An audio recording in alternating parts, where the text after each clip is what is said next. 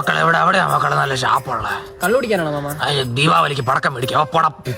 2 kilometre അപ്പുറം നല്ല കപ്പയും മസിലുള്ള എരുമക്കാലും കിട്ടും. പിടിച്ചോ മാമ. അവിടെ ഒന്നും പോലെ അടുത്ത വളവ് കഴിഞ്ഞ ഒരു ഷാപ്പുണ്ട്, അവിടെ പോയാ. അവിടുത്തെ കറി വൃത്തികേടാട്ടോ. ഞങ്ങൾ പോയിട്ട് വെന്തില്ല. ഇത് ഞണ്ടിറില്ല, ഞണ്ടി ഞങ്ങൾ ഇറക്കാൻ വരെ വന്നിട്ടുണ്ട്.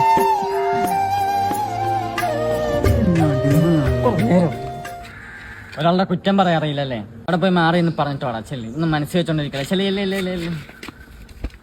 നമുക്കൊന്നും അഭിപ്രായം, അവന് മാത്രം അഭിപ്രായമുള്ളൂ. എവിടെയും നടന്നാൽ അവന് ഫ്രണ്ടിൽ നടക്കണം. ഇവിടെ ഇരുന്ന് അവൻ അടുക്ക് വന്നിട്ടിരിക്കും. ഇവന്റെ അച്ഛനാ തിരുവിതാംകൂറിലുള്ള രാജാവാണോ? അങ്ങനൊന്നും ഇല്ലടാ. നിനക്ക് അത്രയ്ക്കും പ്രശ്നമാണെങ്കിൽ വാ, ഇപ്പൊ തന്നെ മാറ്റിത്തരാം.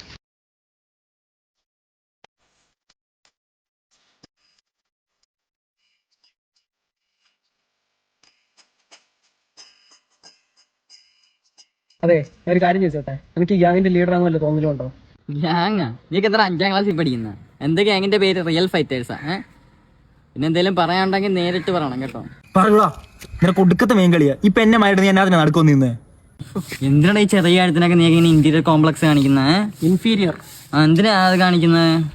നിനക്ക് നടുക്കുന്ന മെയിൻ ആണെങ്കിൽ നീ നിന്നോ.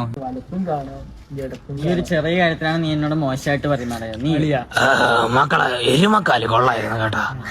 ഇവിടെ മുറുക്കാൻ കിട്ടുന്ന പോലെ കടയുണ്ടോ മക്കളെ? തൊട്ടപ്പുറത്തൊരു പോത്തിനെ അറക്കുന്ന സ്ഥലമുണ്ട്, അവിടെ ഒരു മുറുക്കുന്ന സ്ഥലമുണ്ട് കേട്ടോ.